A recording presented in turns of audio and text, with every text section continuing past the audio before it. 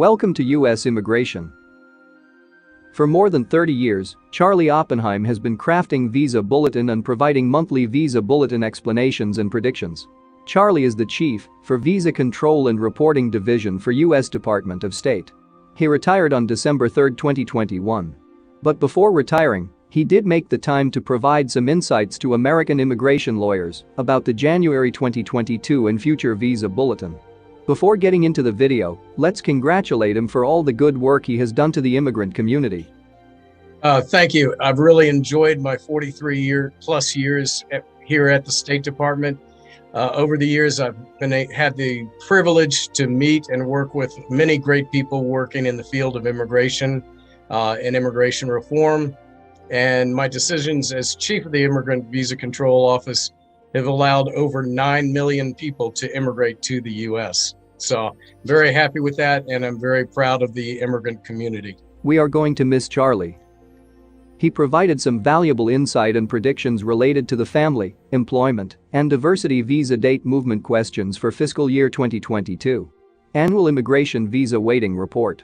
Each year, Department of State publishes the Annual Immigrant Visa Waiting Report, which describes the number of preference petitions held at the NVC towards the end of each year. As per Charlie, the 2021 report is being prepared, and a notice of its availability should be posted along with January 2022 Visa Bulletin. It is likely to be posted online at travel.state.gov in the Immigration Statistics Hot Topics section. How USCIS affects Visa Bulletin predictions.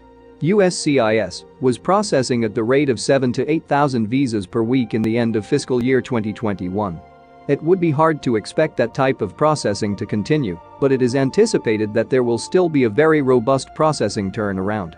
Even if USCIS were only to process at 5,000 to 6,000 visas per week, when combined with increased overseas use of numbers, it could exhaust the estimated 280,000 fiscal 2022 employment-based annual limit and associated family annual limit before the end of the fiscal year 2022.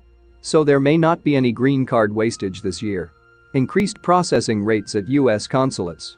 As per Charlie, there is an increasing processing rates at U.S. consulates and embassies. This will play a role in how quickly the numbers are used, since many consulates are starting to reopening to process both immigrant and non-immigrant visa.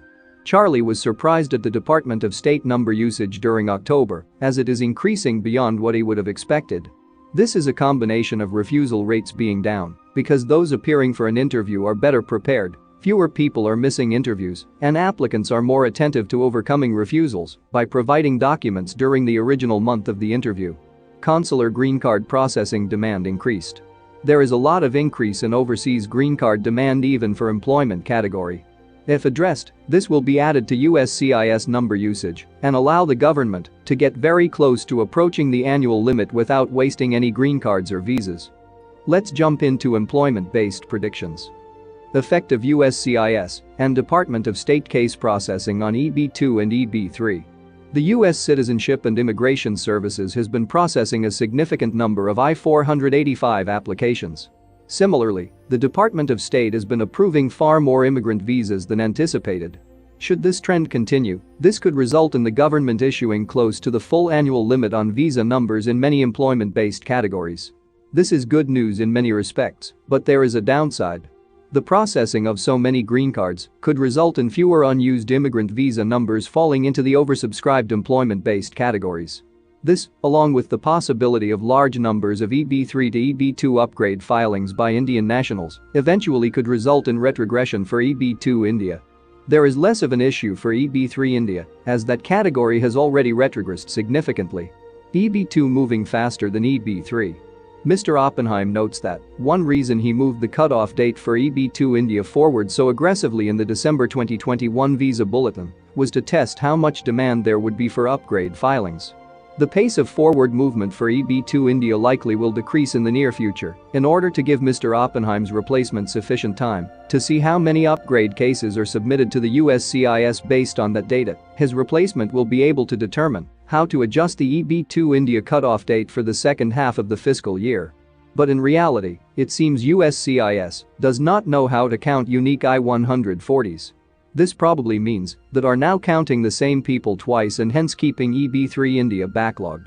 What this may also mean is that, once they are able to find that people in EB3 have already got green card using EB2Q, the EB3Q may be moved forward and may take a good jump. Going by this logic, both EB2 and EB3 should stay close to each other within 3 months difference. We believe that this may happen in the second half of the fiscal year, that is after April 2022. EB3 category for other workers.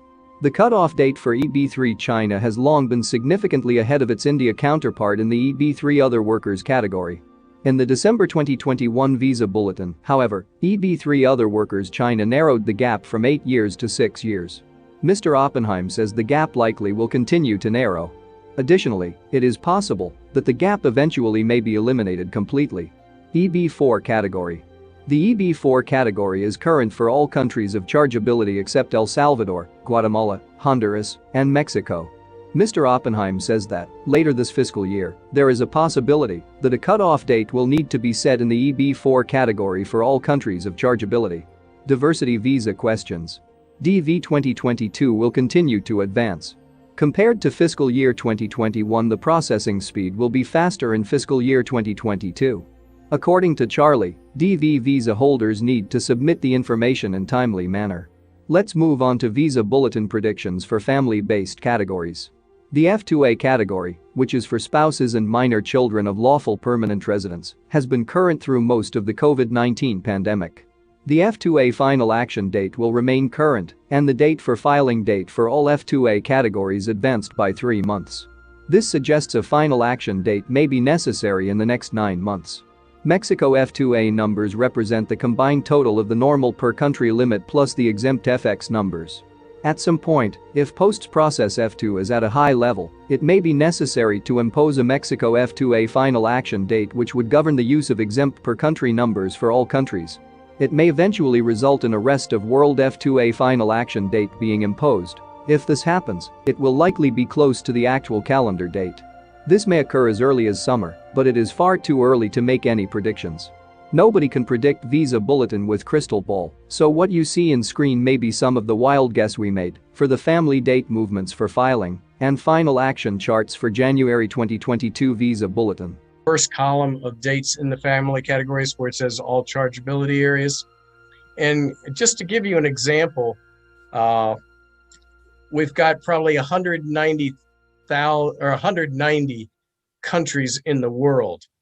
And for example, the per country limit for second preference, just as an arbitrary, say if it was 2,000, or we can't have all 190 countries fully utilizing all of the annual limit.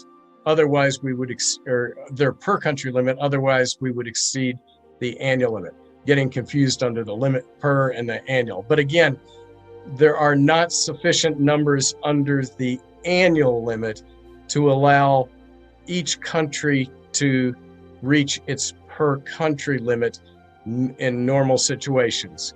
The only time that will happen is for example, on the family category, where you see an earlier final action date for Mexico and Philippines.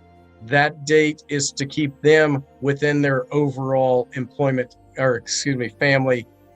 F2B per country limits. So again, the dates are established to control number use within both the per country limit